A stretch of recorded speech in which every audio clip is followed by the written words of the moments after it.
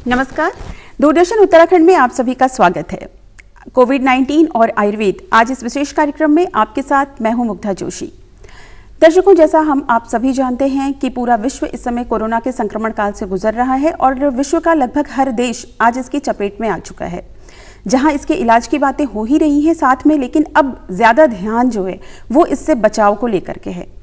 और जब किसी चीज़ का इलाज या किसी रोग का इलाज जब हमें पता नहीं होता तो उसका बचाव ही उसका सबसे बड़ा इलाज होता है। और जब बचाव की बात आती है तो इसमें हमारा साथ जो देता है वो होता है हमारा इम्यून सिस्टम, यानी कि हमारी इम्यूनिटी। तो अब जब बातें हो रही हैं कि किस तरह हर देश अपने नागरिक की इम्यूनिटी को बढ़ाने पर ध्यान दे ताकि इस रोग से बचाव हो सके, आज हम अपने कार्यक्रम में इस बात पर चर्चा करेंगे अपने विशेषज्ञ के साथ। तो सबसे पहले मैं आपका परिचय करा दूं। हमारे आज जो मेहमान हैं हमारे साथ हैं आयुर्वेद विशेषज्ञ डॉक्टर नवीन जोशी। नमस्कार सर, आपका हमारे इस कार्यक्रम में बहुत बहुत स्वागत है। आप एसोसिएट प्रोफेसर हैं स्वास्थ्यव्रत विभाग, उत्तराखंड आयुर्वेद यूनिवर्सिटी देहरादून में। सर, कार्यक्रम की जो शुरुआत है हम इसी चीज़ से करते हैं कि जब बात आज सब जगह बचाव की हो रही है तो सबसे पहले आयुर्वेद एक ऐसी दिनचर्या के बारे में बात करता है जिससे कि रोगी की या जो हमारे सामान्य हैं उनकी रोग प्रतिरोधक क्षमता जो है वो अपने आप कैसे एक नॉर्मल बढ़ी रहे। तो इस पर आयुर्वेद क्या कहता है सर? जी, आयुर्वेद जो है वो आयु का विज्ञान है और आयुर्वेद बेसिकली हमारे शरीर को पूरा एक क्षेत्र मानता है, पूरा एक सिस्टम मानता है और वो मानता है कि बहुत सारी बीमारियां विभिन्न बीज के रूप में हमारे शरीर में आके लगातार इन्फेक्टेड करती हैं, चाहे वो बैक्टीरिया हो, चाहे वो वायरस हो, चाहे वो अमीबा हो। तो हमें अपने क्षेत्र को मजबूत करने की ज़रूरत है। ये आयुर्वेद 5000 साल पुराने इतिहास में ही इस बात को बताया गया, आयुर्वेद की संहिताओं में ये बात पहले से ही मेंशन थी। तो हमने जो है हमें अपने शरीर के क्षेत्र को मजबूत करना है। बीज तो आते रहेंगे, वो कभी कोरोना के नाम से आएंगे, कभी ईबोला के नाम से आएंगे, कभी सार्स के नाम से आएंगे। तो रोग प्रतिरोधक क्षमता को बढ़ाने पर आयुर्वेद हज़ारों साल से फोकस करता रहा है। हमारे ऋषि मुनि आचार्य महर्षि इन लोगों ने विशेष रूप से रोग प्रतिरोधक क्षमता पर ही अपना जोर दिया था और आज भी पूरी दुनिया यदि इस नए संक्रमण से जूझ रही है तो उनके पास भी एक ही जवाब इसका बचता है, वो है रोग प्रतिरोधक क्षमता, जिसे इम्यूनिटी कहते हैं, उसको बढ़ाना। और इम्यूनिटी बढ़ाने के लिए बहुत सारी चीज़ें, जैसा कि आपने कहा कि दिनचर्या, जो हमारी दैनिक दिनचर्या है उसको नियमित करना। दिनचर्या ही नहीं, हमें अपने पारिस्थितिक तंत्र, हमारे पर्यावरण के साथ हमें अपने आप को उसके साथ मिल कर के रहना, यह बात आयुर्वेद बताता है। और मैं आपको बताऊं कि आयुर्वेद में 5000 साल पहले ही इस प्रकार के संक्रामक रोगों की बात की गई थी और यह भी कहा गया था कि आयुर्वेद में विभिन्न प्रकार की व्याधि, हर समय रोग अलग अलग नामों से आएंगे, कभी वो किसी और नाम से आएंगे, आने वाले 10 साल के बाद इसी बीमारी का नाम कुछ और होगा। आपको उससे चिंता और घबराने की ज़रूरत नहीं है। आप अपने सिद्धांतों पर, अपनी दिनचर्या पर, अपनी ऋतुचर्या पर, अपने दैनिक आहार विहार पर यदि आप ध्यान देते हैं तो इस प्रकार के संक्रमणों से आप बच पाते हैं, यही आयुर्वेद बताता है। जी, तो सर एक आइडेंटिकल दिनचर्या क्या होनी चाहिए अगर आप चाहते हैं कि आपका इम्यून सिस्टम जो है वो दुरुस्त रहे और एक लगातार आपकी इम्यूनिटी में इजाफा होता रहे? तो इसके लिए एक कैसी दिनचर्या अभी इस हमारे संक्रमण काल को देखते हुए लोगों को फॉलो करनी चाहिए? देखिए, आयुर्वेद जो है वो स्वस्थ की परिभाषा में ही ये बात बताई गई है कि जिस व्यक्ति की दोष, धातु, अग्नि, मल, मूल, ये सब सारे बैलेंस्ड में रहें और इतना ही नहीं, उसकी आत्मा, इंद्रिय और मन प्रसन्न हो, यानी मानसिक स्वास्थ्य और शारीरिक स्वास्थ्य दोनों की बात आयुर्वेद करता है। यानी कि यदि आपको स्वस्थ रहना है तो सबसे पहले आपको अपने शारीरिक स्वास्थ्य पर तो ध्यान देना ही देना है, साथ साथ मानसिक स्वास्थ्य पर भी ध्यान देना है। तो इसके लिए हमारे आयुर्वेद में दिनचर्या बताई गई। आप प्रातःकाल ब्रह्म मुहूर्त जागरण से लेकर के हमें समय पर जो है वो अपने व्यायाम और योग को नित्य अपने जीवन में उतारना, नियमित रूप से प्राणायाम का अभ्यास करना, श्वास प्रश्वास की क्रिया को नियंत्रित रूप से करना, जिससे कि हमारे शरीर की कोशिकाओं को प्रॉपर ऑक्सीजन मिले और अल्टीमेटली रोग प्रतिरोधक क्षमता अच्छी बढ़े। इसके अलावा दिन में क्या खाना है, क्या नहीं खाना है, ये सब बातें हमारे यहाँ बताई गई है। किस ऋतु में दिन में सोना है, किस ऋतु में दिन में नहीं सोना है, कितने बजे रात का खाना होना चाहिए। और सबसे बड़ी बात बताऊँ आपको कि आज हमारी आयुष मंत्रालय ने भी जिस गर्म पानी को बार बार पीने की बात की है वो उष्णोदक के नाम से हमारे यहाँ 5000 साल पहले ही उसको मेंशन किया गया है कि बहुत सारे रोगों की चिकित्सा केवल गुनगुने पानी से पीने से हो जाती है। तो ये सब चीज़ें हमारे यहाँ शास्त्रों में मेंशन है। हमें ज़रूरत इस बात की है कि हमें पुरानी चीज़ों पर दोबारा से आकर लौटने की ज़रूरत है। यदि हम पुरानी चीज़ों पर दोबारा वापस आएंगे तो निश्चित रूप से इस प्रकार के संक्रमणों से हमें घबराने की कोई ज़रूरत नहीं है। इन संक्रमणों को हमको अब साथ लेके चलना होगा, क्योंकि अब आने वाले समय में सरकार कुछ जो है वो लिबरेशन भी देगी, और उस वक़्त हम खुद जिम्मेदार नागरिक की भांति हमें आयुर्वेद की दिनचर्या और आहार विहार, संयमित जीवन शैली, खान पान का पालन करते हुए हमें आगे अपने आप को कंटिन्यू रखना होगा। जी हाँ, जैसे कि अब हम लॉकडाउन 4 की तरफ बढ़ रहे हैं और पता है कि हमें अब धीरे धीरे अपने सामान्य जीवन की ओर लौटना भी है, मतलब हमें कोरोना के साथ जीने की आदत अब डालनी है। तो इस स्थिति में जब हम अपने सामान्य जीवन में लौटने की कोशिश कर रहे हैं, तब हमें ऐसा कौन सा आहार विहार या खान पान है जो अपने रूटीन जीवन में शामिल करना चाहिए ताकि वो लंबे समय तक हमारे लिए फायदेमंद रहे? देखिए, आयुर्वेद जो है वो लघु और सुपाच्य आहार की बात करता है, जिसमें फल और विटामिन सी की बहुत महत्ता है इसमें। यदि आप आयुर्वेद की बात करें तो आयुर्वेद में च्यवनप्राश या आंवला की रसायन जैसे आंवला जैसे विटामिन सी जैसे बहुत सारे ऐसे तत्व जो हम दैनिक रूप से लेते हैं, इवन हमारे किचन में जो हम मसालों का प्रयोग करते हैं, यह बहुत ज़रूरी है। हमने हमारे किचन में हल्दी है, धनिया है, हींग है, सूखी अदरक है, ये बहुत मरीच है, काली मिर्च है, ये सभी चीज़ें हज़ारों साल से प्रयोग किए जाते रहे हैं मसाले के रूप में। और आज यही कारण है कि आप देखिए कि हमारे देश में हमारी हर्ड इम्यूनिटी जिसको हम बोलते हैं, जो हम एक्वायर्ड करते हैं अपने डाइट से, वो आज हमारी औरों की अपेक्षा बहुत अच्छी है। और ये कारण हमारे खान पान है, हमारा रहन सहन है, क्योंकि हमने उसको अभी भी छोड़ा नहीं है, हम उसको अपना के रखते हैं। तो ज़रूरत इस बात की है कि जो चीज़ हम हमारे वर्षों से जो हमारी संस्कृति में है उसको हम फॉलो करें, चाहे वो खान पान हो, चाहे वो रहन सहन हो। आपने देखा होगा कि आज पूरी दुनिया हाथ मिलाने से डरती है, आज वो नमस्कार करती है, प्रणाम करती है, दूरी बनाती है। तो ये सब चीज़ें हमारे यहाँ पहले से ही संस्कारों में थे। हमारे यहाँ किचन में बहुत सैनिटाइजेशन को फॉलो किया जाता था। रसोई घर में जूते के साथ, चप्पल के साथ प्रवेश करना पहले से ही वर्जित था। लेकिन आज हमने आधुनिक शैली को अपनाने के हिसाब से हमने बहुत सारी चीज़ों को चेंज किया। आज हमारा खाने का समय निश्चित नहीं है, खाने की जगह निश्चित नहीं है, हाइजीन और ये सब चीज़ें, स्वच्छता, ये बहुत पहले से हमारे यहाँ शास्त्रों में मेंशन थी। बस ज़रूरत इस बात की है कि हमें उसका पालन करना है। जी हाँ, ये हम कह सकते हैं क्योंकि जैसे कोरोना का जो संक्रमण है वो तो पूरे विश्व में व्यापक है, लेकिन जितना पश्चिमी देशों पर इसका रौद्र रूप देखने को मिला है, इतनी बड़ी आबादी होने के बाद भी भारत को हम अभी कमोबेश बेहतर स्थिति में देख रहे हैं। तो इसके पीछे लगता है आपको कि हमारी जो पुरानी आयुर्वेद की पद्धति है, जो हमारे घर घर में रची बसी है, उसका एक बहुत बड़ा रोल है? जी बिल्कुल, इसको हर्ड इम्यूनिटी कहा जाता है। पूरी दुनिया इस बात को मान रही है कि जो हर्ड इम्यूनिटी है वो बहुत इंपॉर्टेंट रोल अदा करती है, और आज इसी पर आयुष मंत्रालय भी इस पर काम कर रहा है। आज आयुष मंत्रालय ने उन 4 औषधियों का एक बड़ा क्लिनिकल ट्रायल प्लान किया है, जिसमें कि अश्वगंधा, गिलोय आप सब जानते होंगे कि गिलोय को कहते हैं कि अमृता है, अमृत तुल्य है। ऐसे ही जो है ये मुलेठी, और एक बहुत पुरानी दवा आयुष 64 थी जिसको कभी मलेरिया के लिए इस्तेमाल किया जाता था, आयुर्वेदिक दवा थी। इन सभी 4 दवाओं का एक बड़े सैंपल साइज़ में 5 लाख के सैंपल साइज़ में क्लिनिकल ट्रायल किया जा रहा है, और ये बाद में इसको 50 लाख तक इस सैंपल सर्वे को ले जाने की बात हो रही है, जो इस बात को देखेगी कि क्या ये दवाएं जो इस प्रकार के लोग जो कोरोना से संक्रमित हुए या फिर संक्रमण के टच में आए, उनकी इम्यूनिटी पे क्या प्रभाव करती है। और निश्चित रूप से आयुष मंत्रालय की इस पहल का एक सकारात्मक रिजल्ट आएगा, और कल को पूरी दुनिया मानेगी कि हाँ, ये दवाएं इम्यूनिटी को बढ़ाने के लिए वाकई कारगर थी।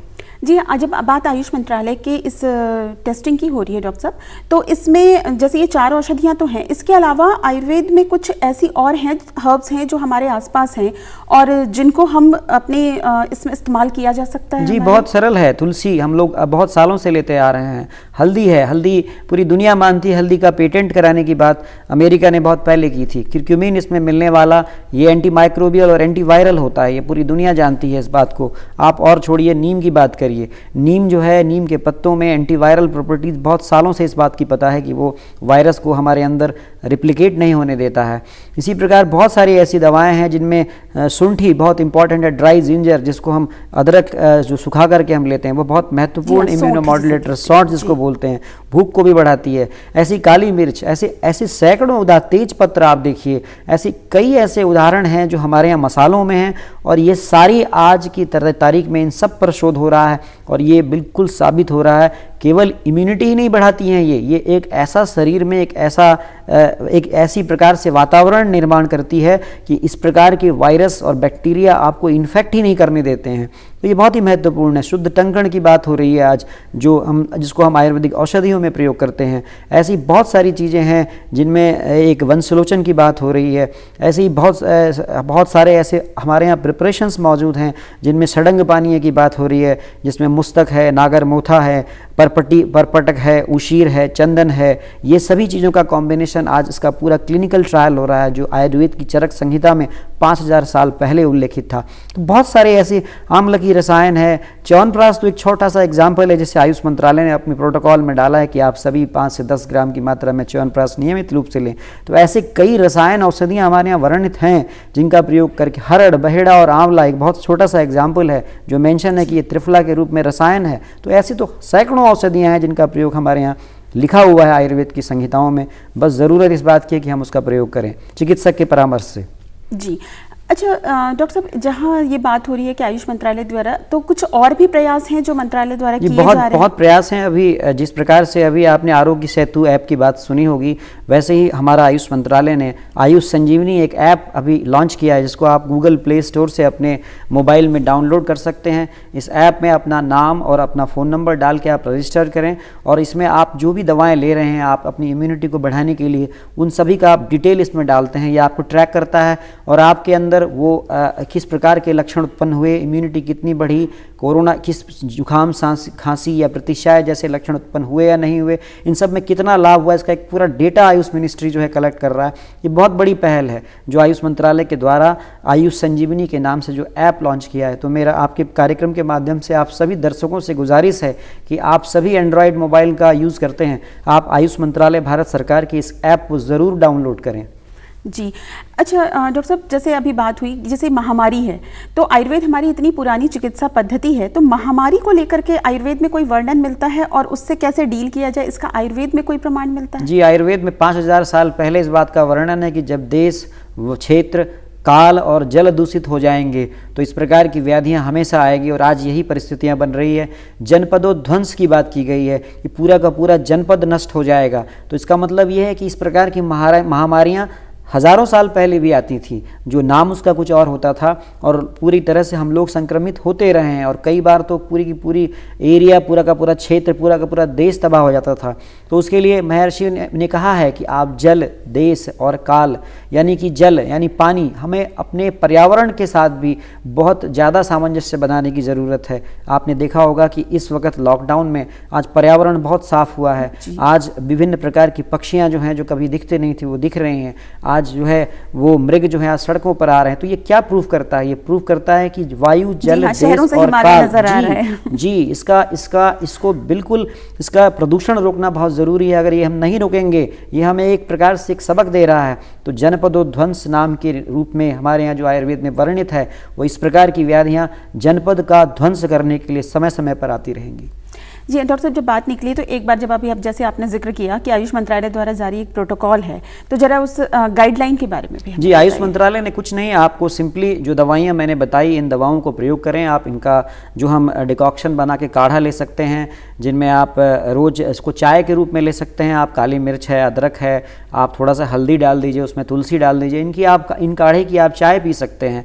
गोल्डन मिल्क की बात की है आयुष मंत्रालय ने। आप देखिए हमारे यहाँ सदियों से रात में दूध में हल्दी मिला के पीने का विधान रहा है, उसी का नाम आज गोल्डन मिल्क दिया है। आप एक गिलास दूध में 1 चम्मच हल्दी डाल दीजिए और उसको आप रात को लीजिए। इसके अलावा आयुष मंत्रालय ने बहुत साधारण से आपको बताया कि आप जो है नियमित रूप से, यदि आपको जुकाम और इस तरह की कोई लक्षण है, तो आप नाक के चारों तरफ, प्रतिमर्श नस्य की बात की गई है, उसमें कुछ नहीं, नारियल का तेल या घी आप सीधे नाक के चारों तरफ लगाएं, जिससे एक लेयर बन जाती है और इस प्रकार के संक्रमण नहीं जाते हैं अंदर। इसी प्रकार च्यवनप्राश की बात की गई है, जो आप तमाम लोग सभी परिचित हैं इससे कि इसका आंवला मुख्य घटक द्रव्य है, जिसमें विटामिन सी होता है। और च्यवनप्राश में आंवला एक ऐसा तत्व है जो बॉयल करने पर या जलाने पर भी नष्ट नहीं होता, उसमें स्थित विटामिन सी। तो ये हज़ारों साल से प्रयोग होता है। आयुष मंत्रालय की गाइडलाइन में भी इन्हीं चीज़ों का उल्लेख किया गया है, जो बिल्कुल सामान्य गर्म पानी को लगातार पीने की बात की गई है। और यदि आपको कोई इस प्रकार के लक्षण उत्पन्न होते हैं, यदि कभी जुकाम, खांसी, बुखार या फिर चेस्ट में इन्फेक्शन जैसे लक्षण होते हैं, तो इसमें साफ साफ कहा गया है कि आप अपने नज़दीक के अस्पताल, चिकित्सक, सरकारी अस्पताल से आप ज़रूर सूचना दें, छिपाएं ना। ये बिल्कुल क्योर होने वाली डिजीज़ है। अधिकांश लोग जो इससे संक्रमित हुए हैं वो ठीक हुए हैं, मृत्यु दर बहुत कम है इसकी। हाँ, ये बात ध्यान रखें कि संक्रमण की दर बहुत तेज़ है।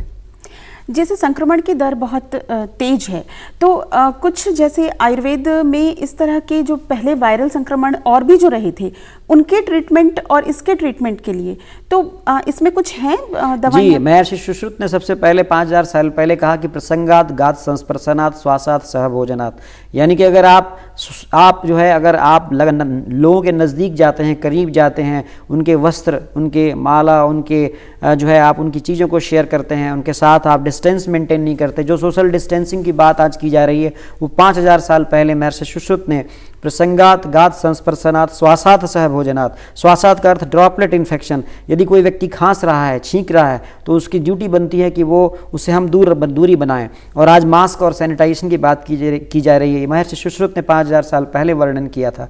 तो ये सभी चीज़ें यहाँ पे मेंशन है। जैसा आपने पूछा इसका इलाज, तो इसका इलाज तो अब एलोपैथ या मॉडर्न साइंस के हिसाब से तो कुछ भी नहीं है, उस पर हम अभी कोई भी दावा नहीं कर सकते, लेकिन इतना जरूर बता सकते हैं। मेरे पूछने का मतलब ये था कि वायरल संक्रमण में ऐसी आयुर्वेद की कौन सी दवाएं वायरल संक्रमणों में नहीं, बल्कि इसका इलाज भी निश्चित रूप से आगे आने वाले समय में आयुर्वेद की दवाओं से हो सकता है, क्योंकि अभी वो क्लिनिकली वैलिडेट नहीं है। लेकिन नीम है, गिलोय है, हरड़ है, आंवला है, ये कुछ ऐसी दवाएं हैं जो निश्चित रूप से हमारे शरीर में ऐसी स्थिति पैदा करती है जिससे वायरल संक्रमण रुक जाता है।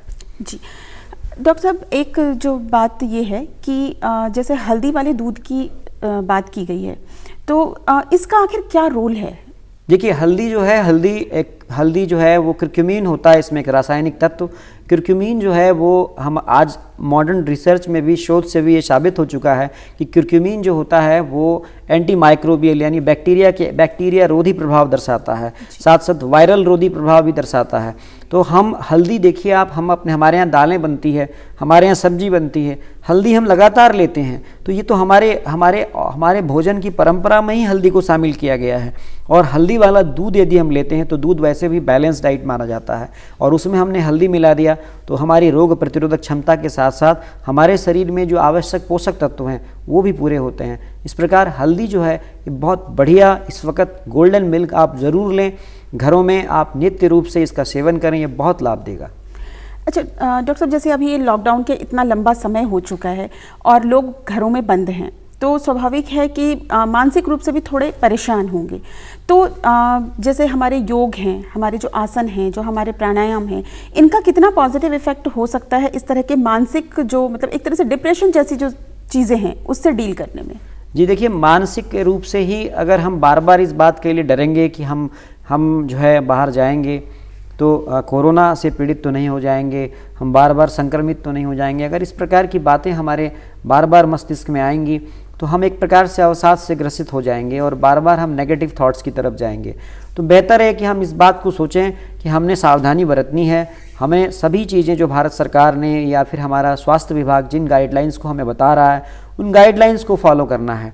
और सबसे बड़ी बात जो है, हमें सोशल गैदरिंग से बचना है, हमें सैनिटाइजेशन को फॉलो करना है, हमें जो भी चीज़ें हम बाहर जाते हैं तो हमें मास्क पहनना है। ये सब चीज़ें हमें अब अपने जीवन में हमें इसको उतारना ही पड़ेगा, इसको फॉलो करना ही पड़ेगा, क्योंकि कोरोना एक सच्चाई है। और दूसरी बात बहुत महत्वपूर्ण है जिस पे मैं चर्चा करना चाहूँगा कि आज हमारे राज्य में प्रवासी लोग आ रहे हैं, जो बाहर से लोग आ रहे हैं, तो प्रवासी लोगों से हमें बीमारी से लड़ना है, हमें बीमार या फिर हमें उसको किसी इस प्रकार के सोशल स्टिग्मा से नहीं देखना है कि ये व्यक्ति बाहर से आया है तो ये संक्रमित ही होगा।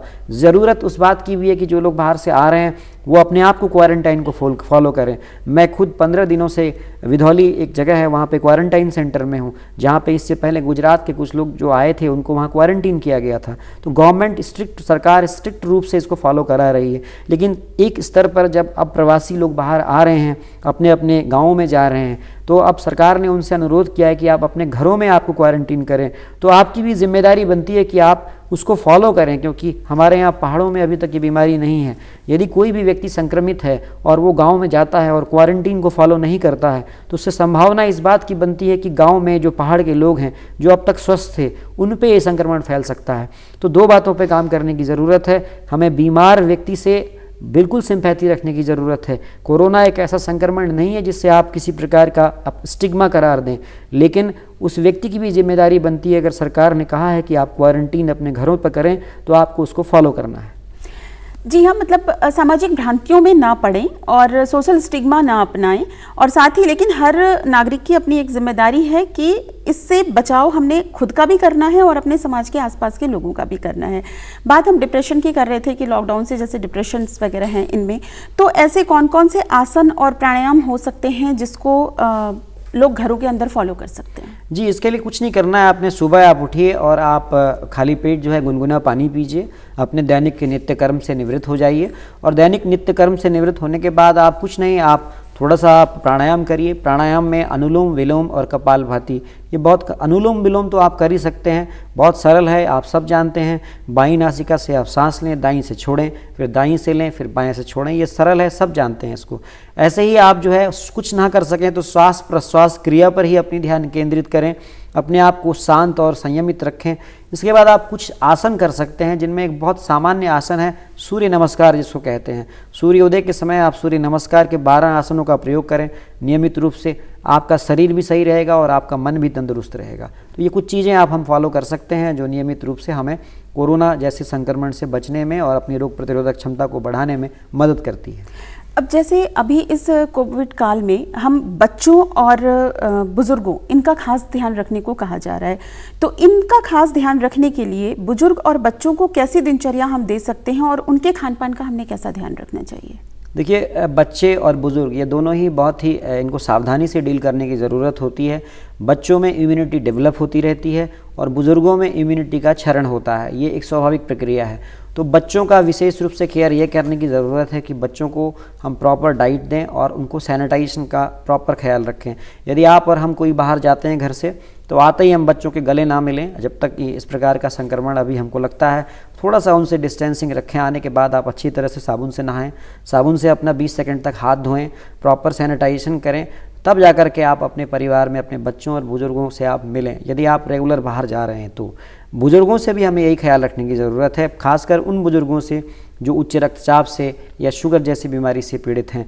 विशेष रूप से उनकी दवाओं का ख्याल रखा जाए, उनकी रोग प्रतिरोधक क्षमता पर विशेष रूप से ध्यान दिया जाए, क्योंकि इस प्रकार के वायरल संक्रमण रोग प्रतिरोधक क्षमता जिनकी कमज़ोर होती है, जिसको इम्यूनो कॉम्प्रोमाइज्ड कहते हैं, उन पर ज़्यादा असर करती है। जिसमें बुज़ुर्ग आते हैं जो डायबिटिक हों या हाइपरटेंसिव हों या किसी अन्य प्रकार की बीमारी, कैंसर जैसी बीमारियों से जूझ रहे हों, तो उन्हें विशेष रूप से उनका ख्याल रखने की ज़रूरत है।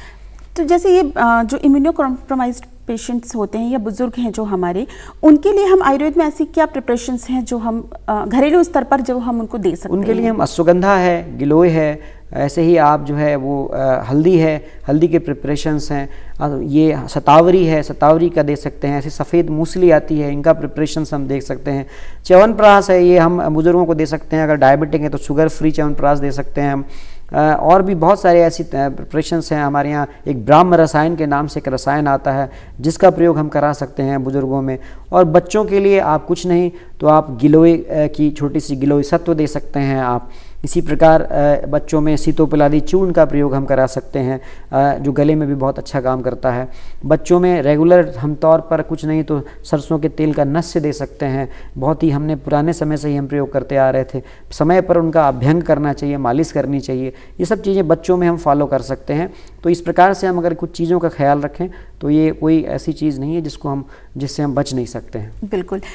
मीन्स कमोबेश हमारी जो ये चर्चा है उसका सार यही है कि जितना हम सतर्क रहेंगे, जितना हम इसके बचाव के उपाय अपनाएंगे, उतना हम इस बीमारी से अपने आप को सुरक्षित रख पाएंगे। जी बिल्कुल सही कहा आपने। जी डॉक्टर साहब, आप हमारे स्टूडियो में आए, आपने इतनी अच्छी चर्चा में हमारे साथ भाग लिया, इसके लिए आपका बहुत बहुत धन्यवाद। धन्यवाद। दर्शकों, आज इस कार्यक्रम में सिर्फ इतना ही। अगले कार्यक्रम में आपसे फिर भेंट होगी, तब तक के लिए नमस्कार।